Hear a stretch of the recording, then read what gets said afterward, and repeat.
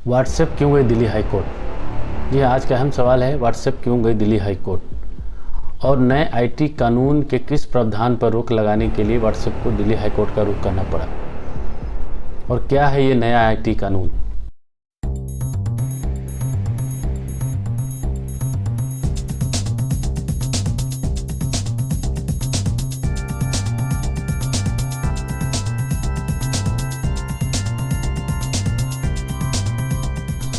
नमस्कार, मैं रंजन कुमार। व्हाट्सएप क्यों गई दिल्ली हाई कोर्ट। ये आज का अहम सवाल है, व्हाट्सएप क्यों गई दिल्ली हाई कोर्ट और नए आईटी कानून के किस प्रावधान पर रोक लगाने के लिए व्हाट्सएप को दिल्ली हाई कोर्ट का रुख करना पड़ा और क्या है ये नया आईटी कानून। चलिए इस पर विस्तृत चर्चा करते हैं। फरवरी माह में एक नया आईटी कानून पास किया, आईटी एक्ट 2021। इस कानून में सोशल मीडिया कंपनी और ओटीटी प्लेटफॉर्म्स के लिए कई तरह के प्रावधानों को ऐड किया गया है, जोड़ा गया है। इस एक्ट में ये प्रावधान डाला गया है कि जो भी सोशल मीडिया कंपनी हैं या जो भी ओटीटी प्लेटफॉर्म्स हैं, उन्हें एक शिकायत निवारण प्रणाली बनानी पड़ेगी। इस शिकायत निवारण प्रणाली में एक नोडल ऑफिसर, एक शिकायत निवारण अधिकारी होंगे, जिनका काम ये होगा कि वो किसी तरह की शिकायत को 24 घंटे के अंदर रजिस्टर करेंगे और उस शिकायत को 15 दिन के अंदर उसका निवारण करेंगे। एक अलग प्रावधान और डाला गया। इसमें ये डाला गया कि जो भी नोडल अधिकारी या जो भी अफसर जो इसमें नियुक्त होंगे, अगर वो इस कानून का पालन नहीं करते हैं तो उन्हें सीधे सीधे क्रिमिनल प्रोसीडिंग्स के अंदर माना जाएगा और उन पर कानूनी कार्रवाई की जाएगी। और सबसे अहम क्लॉज में जोड़ा गया जिसके कारण व्हाट्सएप को दिल्ली हाई कोर्ट जाना पड़ा, वो है ट्रेसेबिलिटी क्लॉज। क्या है ये ट्रेसेबिलिटी क्लॉज? सरकार ने इस एक्ट में ये प्रावधान किया है कि कोई भी अगर कोई मैसेज शेयर करता हो, कोई किसी तरह का कोई शेयर और सरकार को लगे कि ये अनलॉफुल है, तो सोशल मीडिया कंपनी के द्वारा सरकार को सारी जानकारी उपलब्ध करानी पड़ेगी। इसी क्लॉज पर रोक लगाने के लिए व्हाट्सएप दिल्ली हाई कोर्ट गया। व्हाट्सएप ने क्या कहा इस क्लॉज के बारे में? व्हाट्सएप का कहना है कि सरकार चाहती है कि सोशल मीडिया कंपनियां सरकार को उनके यूजर्स की निजी जानकारी दे।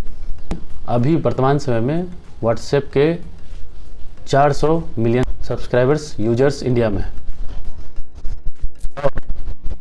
रोज लाखों करोड़ चैट्स इसके माध्यम से होते हैं, लोग एक दूसरे से चैट करते हैं, बात करते हैं। व्हाट्सएप का कहना है कि सरकार चाहती है कि हम लोगों की निजी जानकारियां सरकार को दें, जो कि संविधान के आर्टिकल 14 का पूरा उल्लंघन है। निजी जानकारी देने पे लोगों की अभिव्यक्ति की आज़ादी, लोगों को फ्रीडम ऑफ स्पीच की आज़ादी और सबसे महत्वपूर्ण राइट ऑफ प्राइवेसी का, निजता का अधिकार का उल्लंघन होता है। इसीलिए व्हाट्सएप ने कोर्ट में ये कहा है कि आप इस कानून को रोक लगाएं, ये अनकॉन्स्टिट्यूशनल है, ये संविधान सम्मत नहीं है, इस पर रोक लगाई जाए। अब बात ये आती है कि व्हाट्सएप ने इतनी कड़ी आपत्ति क्यों जताई। व्हाट्सएप का कहना है कि हमारे जो मैसेजिंग साइट्स हैं उसमें जितने भी चैट होते हैं वो एंड टू एंड इनक्रिप्टेड होते हैं। अब ये एंड टू एंड इनक्रिप्टेड क्या होता है? एंड टू एंड इनक्रिप्टेड का मतलब ये होता है कि अगर दो लोगों के बीच में कोई चैट हो रही हो तो उस चैट को सिर्फ वो दो लोग ही देख सकते हैं एक दूसरे से बात करते समय। कोई भी तीसरा व्यक्ति, कोई भी थर्ड पार्टी या खुद जिस कंपनी ने ऐप बनाई है वो भी नहीं देख सकता है।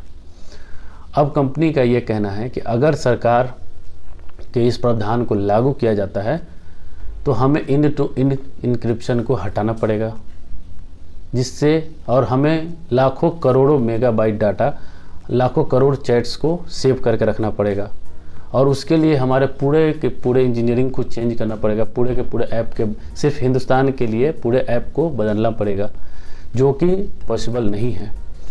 अगर हम एंड टू एंड इनक्रिप्शन हटा देते हैं तो लोगों की जानकारियों का हैक होने का खतरा है। हमें लाखों करोड़ों चैट्स को सेव करना पड़ेगा, लोगों की निजता खतरे में आएगी, लोगों की प्राइवेसी पे हमला होगा। लोग एक दूसरे के बीच में जो भी बातें करते हैं वो आम होने का डर रहेगा। किसी भी हैकर के द्वारा इसको हैक किया जा सकता है और इससे लोगों की निजता खतरे में पड़ सकती है।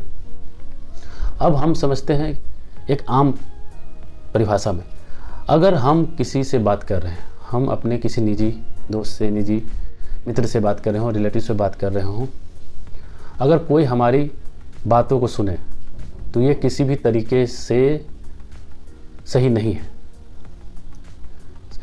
मान लिया जाए आप एक सोशल एक्टिविस्ट हैं, एक एडवोकेट हैं, एक जर्नलिस्ट हैं, या आप एक पॉलिटिकल लीडर हैं, सरकार से मतभेद हो सकती हैं।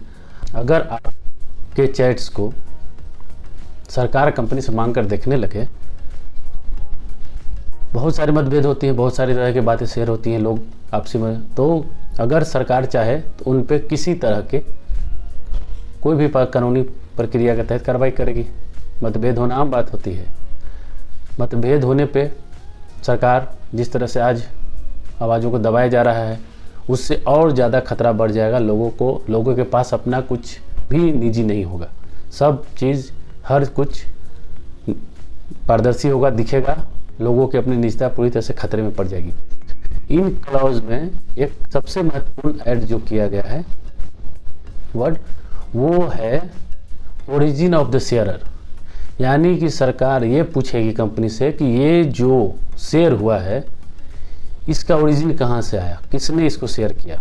अब आप एक कॉमन इंसान की तरह सोचिए, आप एक आम इंसान हैं, हम एक आम इंसान हैं।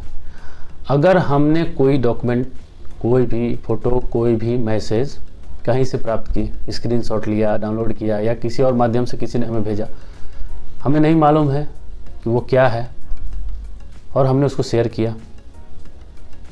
वो शेयर होने के बाद अगर सरकार को लगे कि हमारे खिलाफ है या कुछ ऐसा है जो नहीं होना चाहिए, बाद में सरकार को ऐसा फील हो, तो उस इंसान पे कानूनी कार्रवाई हो जाएगी। जबकि उस इंसान ने ना उसको जिस चीज़ को बनाया, ना उसमें उसका कोई योगदान है, फिर भी उसको कानून के पचड़े में पड़ना पड़ जाएगा और भी इस तरह की बहुत सारी समस्याएं उत्पन्न हो जाएंगी। निजता का अधिकार देश के लोगों को संविधान के द्वारा दिया गया एक मौलिक अधिकार है और इस अधिकार को बचाना देश की संसद, देश की न्यायपालिका का फर्ज बनता है और सरकार किसी के निजता को इस तरह से वायलेट नहीं कर सकती है। सरकार अगर चाहती है कि वो लोगों के निजी लाइफ में झांके तो ये किसी तरह से संविधान सम्मत नहीं है, इंसानियत की नज़र में भी ये गलत है। बाकी आप समझदार हैं। नमस्कार।